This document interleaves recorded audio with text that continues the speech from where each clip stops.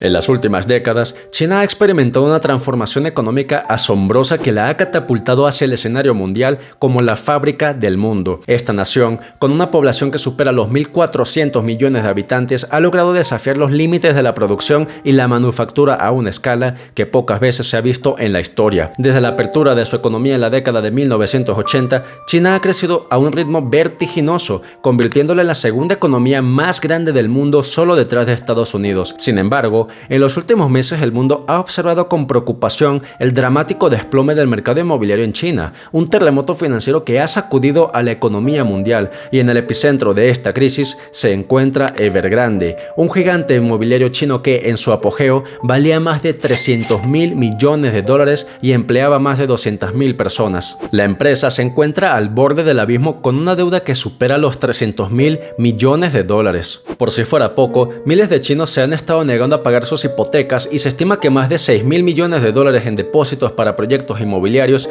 han desaparecido. ¿Cómo ha llegado China a esta situación tan crítica?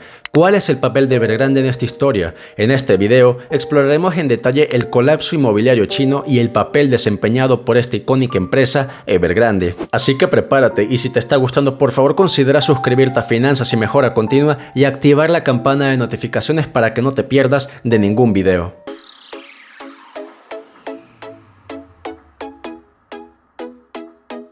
Hola a todos y bienvenidos a Finanzas y Mejora Continua. Para entender el origen de esta crisis inmobiliaria debemos entender el origen y la relación con la empresa Evergrande. Evergrande, fundada en 1996, se convirtió en una de las mayores desarrolladoras inmobiliarias de China. Con un crecimiento asombroso, llegó a tener más de 1.300 proyectos en más de 280 ciudades. Su gran éxito radicaba en la venta de viviendas financiadas con bonos del gobierno, y en su momento llegó a tener activos y valor por más de 300.000 millones de dólares. El problema es que tanto Evergrande como otras desarrolladoras inmobiliarias del país se embarcaron en una frenética adquisición de tierras, construcción y desarrollo a través de deuda. La burbuja inmobiliaria de China fue alimentada por varios factores. La población urbana en rápido crecimiento buscaba viviendas, y los precios de la vivienda en muchas ciudades alcanzaron niveles astronómicos. Las familias chinas, en un intento por invertir y proteger su riqueza, compraban múltiples propiedades, a menudo dejando casas vacías. Las ciudades chinas se llenaron de complejos residenciales, rascacielos y desarrollos de lujo. Poseer una casa en China posee una gran importancia cultural. Para casarse, por ejemplo, se acostumbra que el hombre ya tenga una casa.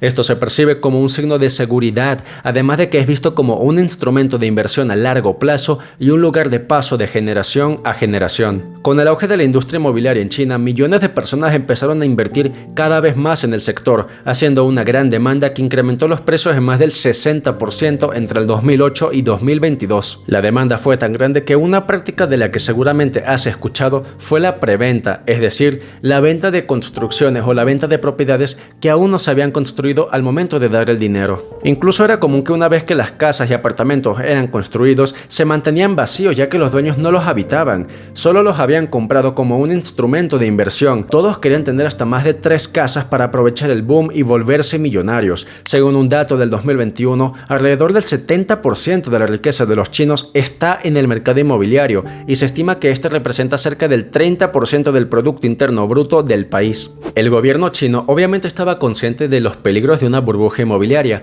pero también era consciente de la importancia del sector para el crecimiento económico del país. En un esfuerzo por enfriar el mercado, implementó medidas como restricciones de la compra de propiedades y límites a los préstamos hipotecarios, y si bien estas políticas tuvieron cierto impacto en ciudades selectas, la demanda y especulación siguieron relativamente altas. En fin, Evergrande usualmente compraba planes de financiamiento por parte del gobierno para financiar la compra de terrenos. Luego de esto, vendía las casas que se suponía serían construidas ahí a los clientes, y con este dinero se haría la construcción. No obstante, las compañías como Evergrande usualmente no usaban este dinero para iniciar la construcción de las casas. En cambio, usaban el dinero para comprar más terrenos a los gobiernos locales por financiación. Luego vendían otra vez esas casas inexistentes a clientes que no se querían perder de este boom inmobiliario, y con este dinero otra vez seguían comprando terrenos. Cualquier persona sensata que hubiera investigado a detalle falle estas transacciones, se hubiera dado cuenta del peligro de la situación. Esto nunca debe haber pasado y era responsabilidad del gobierno central de China asegurarse de que no pasara.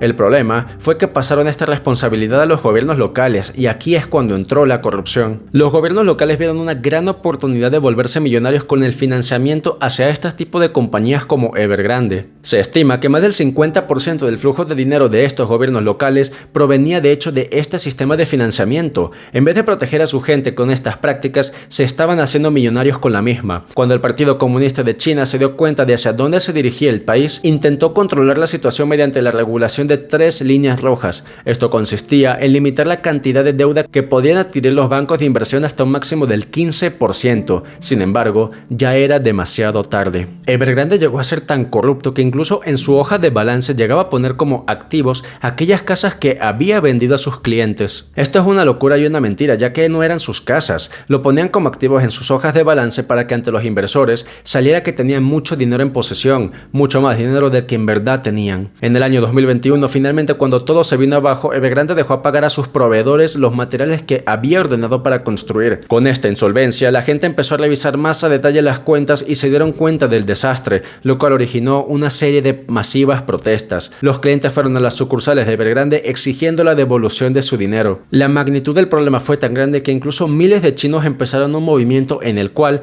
dejaron de pagar sus hipotecas. Esta negación de pago de hipotecas, conocida como Dai-Go, tenía el potencial de desencadenar una espiral de incumplimientos y repercutir en el sistema financiero chino. Este movimiento se extendió a lo largo del país masivamente y gente alrededor de China se unió y dejó de pagar sus mensualidades. Para el 12 de julio, personas de 100 proyectos se habían unido a la protesta y para la fecha más de 300 proyectos están afectados en el país. Decenas de miles de personas han decidido dejar de pagar hasta que la construcción esté terminada y esto representa más de 100.000 millones de dólares en deuda en los bancos. El Partido Comunista Chino tiene tanto miedo que incluso ha ordenado a los canales de noticias censurar cualquier cobertura de las protestas en un intento de evitar que el movimiento se siga extendiendo. Otro problema mayor es que la cantidad de deuda del país no solamente proviene del sistema inmobiliario. Entre el 2016 y 2022, la deuda del país como porcentaje del Producto Interno Bruto pasó del 50.1% a más del 77%. En esta gráfica, además,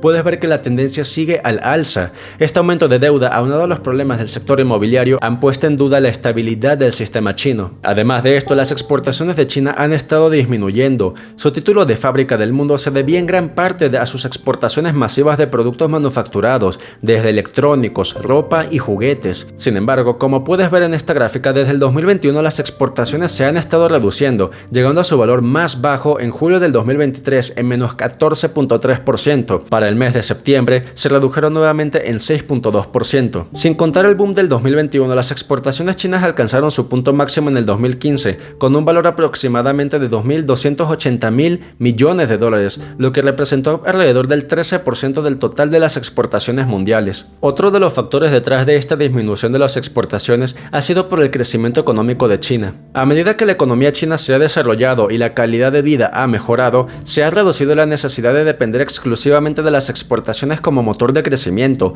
El crecimiento del consumo interno se ha convertido en un pilar fundamental para el desarrollo chino. Además de esto, la mano de obra china ya no es tan barata como antes. Los salarios de China han aumentado significativamente en los últimos años, lo que ha llevado a un incremento en los costos de producción. Esto ha llevado a que algunas empresas busquen opciones más rentables, como la reubicación de sus operaciones en otros países con salarios más bajos. A continuación, puedes ver el salario promedio al año en China en yuanes. Para finales del 2021, el salario se encontraba en 106.837 yuanes por año, lo cual equivale a 15.488 dólares. Además, puedes ver cómo estos incrementos han sido más pronunciados con el paso del tiempo. La guerra comercial con Estados Unidos también le ha hecho perder una gran cantidad de dinero. En marzo del 2018 se inició una guerra comercial entre China y Estados Unidos. En el 2018, el expresidente Donald Trump decidió aumentar las tarifas de importaciones procedentes de China, y esto tuvo dos consecuencias inmediatas. Para Estados Unidos se incrementó la competitividad de sus compañías nacionales, más empleo y por lo tanto más ingresos para el gobierno. Para China, sin embargo, las exportaciones se hicieron más caras, y ante este escenario China tenía tres opciones. Primero, los exportadores de China podían incrementar el precio de sus productos para compensar el incremento de las tarifas. Sin embargo, embargo, esto les quitaría competitividad en el mercado estadounidense porque los consumidores tendrían que pagar más por esos productos que los producidos nacionalmente. Segundo, no hacer nada, y con esto simplemente los exportadores ganarían menos dinero. Y tercero, responder a Estados Unidos también con un incremento de las tarifas para productos exportados de ese país. Y esto último fue precisamente lo que hicieron. Para septiembre del 2018, las tarifas de exportaciones para ambos países eran del 10%, luego pasaron al 25%, 15% y 10% para finales de ese año. Estas tensiones no han hecho más que incrementar. Además de esto, la filosofía de los chinos es no gastar tanto dinero como sus contrapartes en Estados Unidos, y el hecho de que no gasten tanto dinero supone que la economía no se mueve tan rápidamente como en Estados Unidos. Esto lo podemos comprobar en esta gráfica, donde claramente puedes ver cómo desde 1980 los estadounidenses gastan cada vez más, mientras que los chinos gastan cada vez menos. Esta falta de consumo, de hecho, quizás sea una de las razones por las que el desempleo en jóvenes esté tan alta, en más del 20%, ya que si la gente gasta cada vez menos dinero, entonces las empresas ganan menos dinero y no pueden pagarle a tantos empleados. Es decir, 1 de cada 5 jóvenes en China no consigue trabajo. Con toda esta crisis inmobiliaria, además del bajo consumo y reducción de las exportaciones, se han impactado seriamente el valor de la moneda de China. Como puedes ver en esta gráfica, el yuan está en su menor valor en más de 10 años. Y finalmente, el último problema por el cual China está pasando es el envejecimiento poblacional. La población de China se ha estado contrayendo desde mediados del 2019 y se proyecta que se habrá reducido a la mitad para el 2100. Esto supone que la gente no se reproduce tanto como antes en dicho país, por lo que cada vez hay más personas de la tercera edad que jóvenes que contribuyen activamente a la economía. El problema de esto es que tiene dos consecuencias muy graves. Por una parte, el sistema de pensiones se pone en riesgo, ya que el mismo se sostiene principalmente por las contribuciones de la masa poblacional económicamente activa. Si cada vez hay menos jóvenes, esto supone que el país tiene que subir los impuestos y entonces se pierde el poder adquisitivo, sin mencionar claro que los ingresos de la población de la tercera edad se pueden ver mermados. Además, los gastos de salud de las personas de la tercera edad claramente son mayores a los de los jóvenes por hospitalizaciones, además como medicamentos por enfermedades. Esto hace que el costo del sistema de salud sea cada vez más caro. Se estima que la población de la India, de hecho, supera a la población china en menos de un año y se mantenga en crecimiento hasta el 2060. En caso de que China entre en default, esto no solamente afectará al país. Desde el 2013, la contribución de China al Producto Interno Bruto Mundial ha sido el doble que la de Estados Unidos. Esto implica que muchos países tienen parte de su deuda en yuanes, así como inversiones en su industria inmobiliaria. ¿Recuerdas la crisis del 2008? A pesar de que se originó en Estados Unidos, esta se extendió a lo largo de todo el mundo. Todo esto me lleva a preguntarte, ¿tú crees que el gobierno de China pueda controlar el colapso inmobiliario y evite una crisis? Házmelo saber en la caja de comentarios. Por otra parte, si llegaste hasta el final de este video, por favor considera suscribirte a Finanzas y Mejora Continua y activar la campana de notificaciones. De este modo no te perderás de ningún contenido.